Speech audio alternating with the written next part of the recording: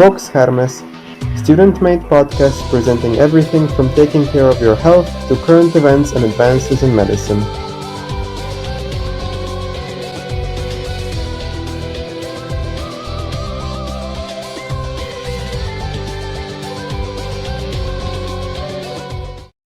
Welcome to a new series of the Medical Student Journal Club podcasts, starting in English, which will entail interviews with international experts on matters of medicine and health.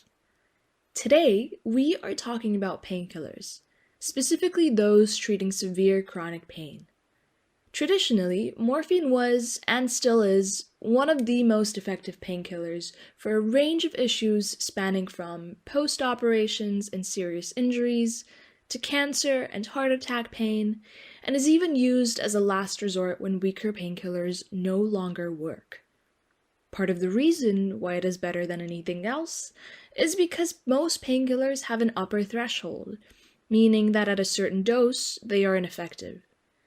However, with morphine, increasing doses is able to block more and more pain without compromising its effectiveness. Originally first extracted from poppy seeds in a pure opium form during the early 19th century, morphine functions by blocking pain signals from traveling along the nerves to the brain. It does so by activating opioid receptors found in nerve cells located in various regions of the brain, spinal cord, and in the intramural nerve plexuses of the digestive tract. These opioid receptors are a group of inhibitory G-protein coupled receptors, with opioids acting as ligands, which modulate pain in our nervous system. Morphine does so by mimicking compounds built by our own bodies to control pain, such as endorphins, and thus artificially blocks pain messages. Unfortunately, however, this highly useful drug also has many adverse effects, such as nausea, constipation, and a serious risk of addiction, which has the potential of placing a huge burden on society, leading to epidemics of opioid crises. This is an ever-increasing problem in the USA due to the incurred physical and psychological addictions. But what if we could find another painkiller, just as effective, something just as powerful as morphine, but without the adverse effects of addiction? Lučka Bibič is a brilliant Slovenian researcher who just completed her PhD at the University of East Anglia in the UK by looking at how spider venom toxins could become the next novel painkiller to treat chronic pain. Today, we are lucky enough to have her join us and tell us a little bit more about her research and how it may affect the future of treating pain in medicine. Welcome, Lučka. Thank you for joining us. Hi, Tina. Thanks for having me. Let's start off at the beginning. Why spiders? What inspired you? Yeah, so actually, there's a story behind why spiders and what inspired me, because I've done part of my studies were done at the University of Ljubljana at the Faculty of Pharmacy, but later I went to Australia for a year as my exchange program within the University of Copenhagen, Ljubljana in Australia, and I met a lot of professors and scientists, neuroscientists especially, who are researching spiders in order to come up with a better painkiller to treat chronic neuropathic pain.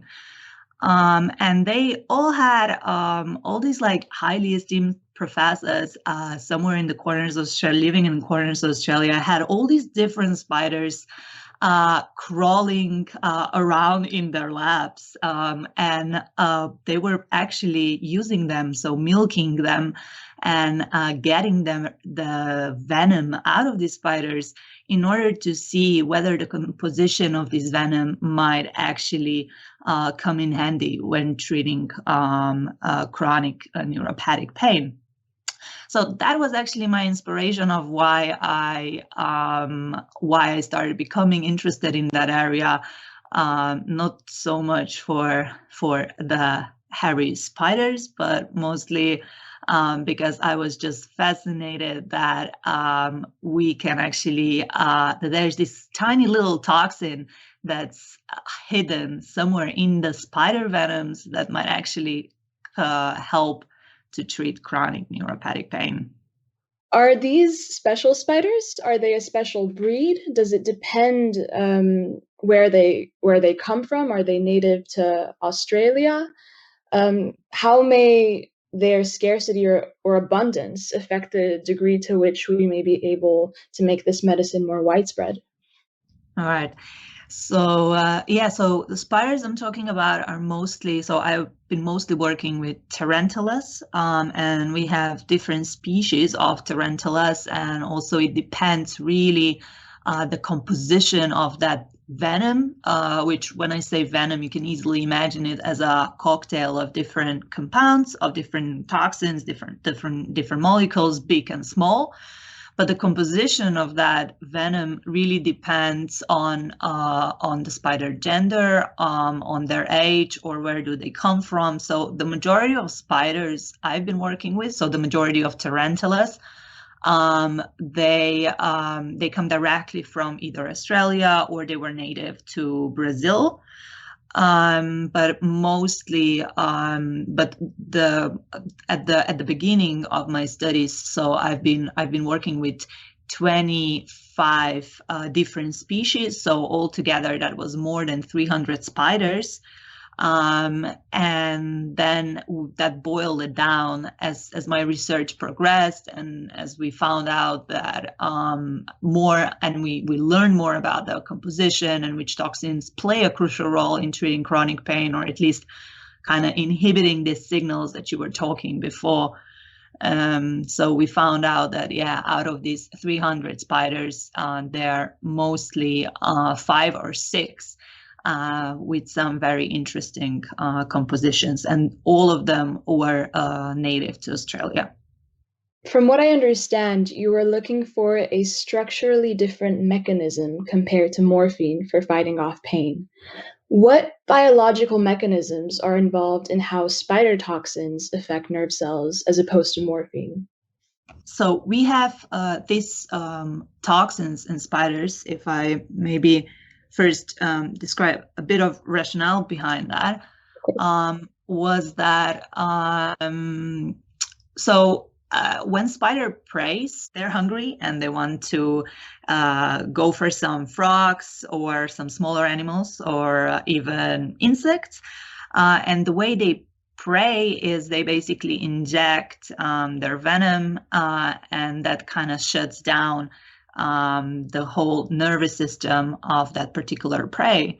So we were wondering whether we can translate that to human cells as well, and whether these same toxins that are shutting down this nervous system and cause paralysis in that prey can do the same to human cells. And we were then becoming interested in the mechanism, not particularly of the way that morphine works, which means that it's mostly inhibiting, as you mentioned before, opioid receptors, so which are GPCR coupled receptors. But we were mostly, and those same targets are the one that you can find on neurons, the majority of them. But we were mostly interested in another target that kind of is found on the cells that surrounds these neurons, and those targets are called microglial cells. So microglial cells are kind of immune cells of our nervous system. But what we were actually interested in is the communication between neurons and microglial cells.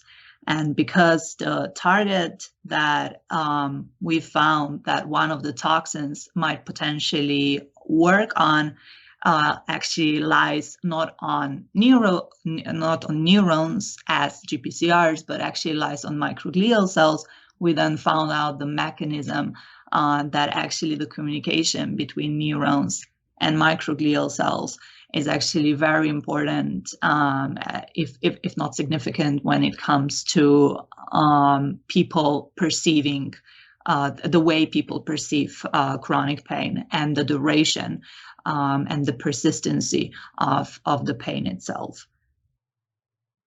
That's a very good way of putting it. Thank you. So spider venom is basically a mixture of a bunch of different toxins, a cocktail, you say.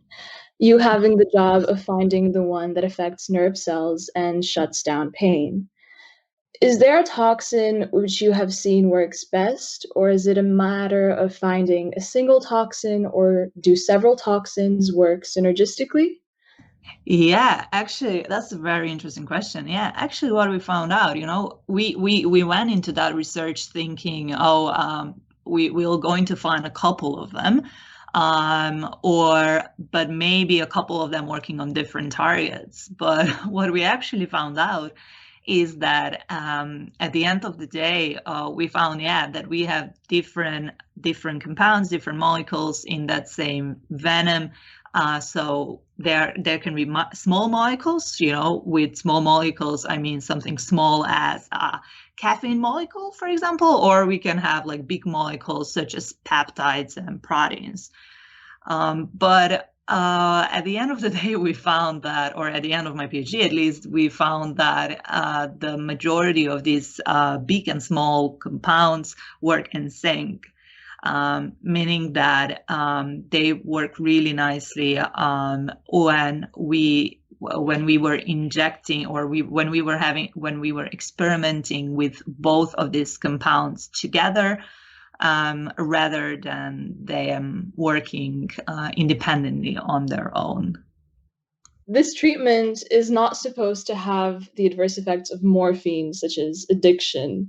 But could it have any other effects? Is that something that you are interested in researching? And if so, what are your findings so far? What we found so far is we identified a few new toxins in the spider venoms that can shut down the pain in this microglial cells, and that are then very crucial for that same cell that transmits the signal for pain. But at the moment, that research is at very early stage. So meaning that once this toxin will be actually more optimized, it will then take quite a few years, and quite a few years, I mean like 10 or 15 years before, for example, the substance could potentially reach the patients, or even like 20, 25 before will be available on the market. And within that time frame, there's so much more research to be done, particularly when it comes, as you mentioned, clinical studies looking into different side effects, but mostly also when it comes down to repacking this toxin, so that it can also be maybe available not as that it might be, more suitable in terms of a delivery system for a patient rather than an injection. And that is something I think that in the field, there are now two kind of different streams. One of them that it's researching on how to actually come up with a new compound that might structurally be different than morphine, but at the same time also how to pack, how to deliver that compound so that it would be so that would be according to the patient compliance. And I think that's two very pertaining questions in the field, just because the majority, for example, there was in 2014, FDA approved peptides to treat chronic pain, and that same peptide called ziconotide came actually from a corn snail venom.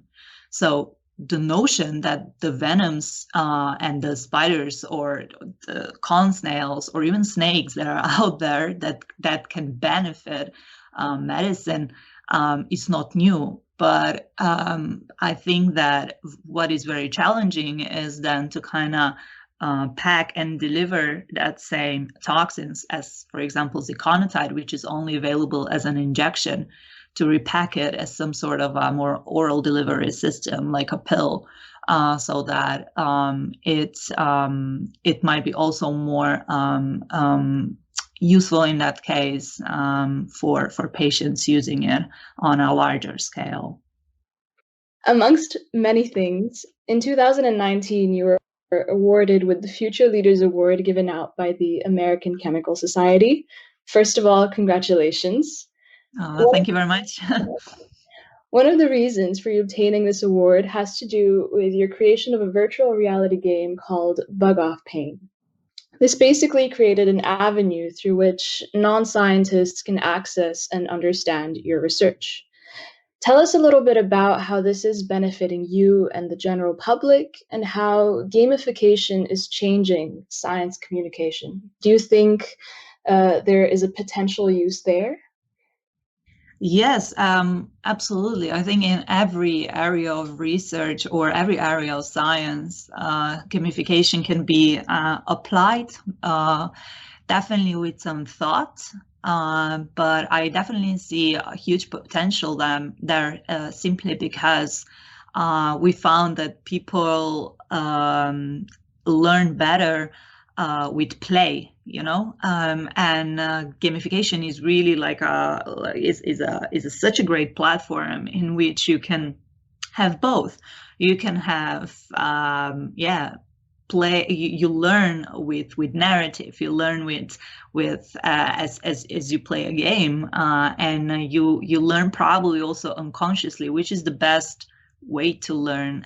I mean, my motto is I strongly believe that science is fun, and I think gamification can be a great tool to kind of make science more fun and also encourage other people, especially girls, so to encourage young girls to see themselves as scientists. Absolutely. Well, thank you so much for this engaging conversation. And on behalf of the Medical Student Journal Club, I wish you the best of luck with your ongoing research. If you are interested in Lučka's research, make sure to download her game Bug Off Pain and explore. I also want to thank all of our listeners for tuning into this podcast and hope you learned something new and interesting. If you would like to listen to more podcasts in English or Slovenian, feel free to subscribe to our channel for future uploads and make sure to check out our past videos.